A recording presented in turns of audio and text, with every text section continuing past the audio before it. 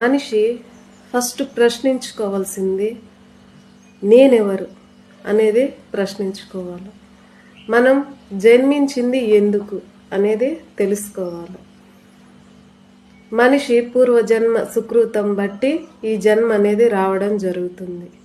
బంధాలు బంధుత్వాలు మనం మంచిగా ఉన్నప్పుడు అవి మంచిగా కనిపిస్తాయి. అదే మనం చెడ్డగా చూసినప్పుడు మొత్తం చెడుగానే కనిపిస్తుంది.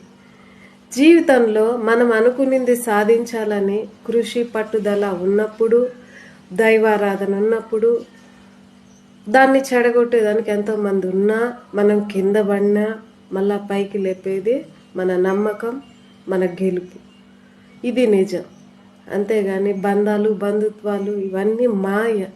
చనిపోయినప్పుడు ఇవన్నీ కూడా ఏమీ రావు. భీము మహాన్ పోసేసిపోతూ ఉంటారు, పిండాకుడు వాతకుడు. అంతేగాని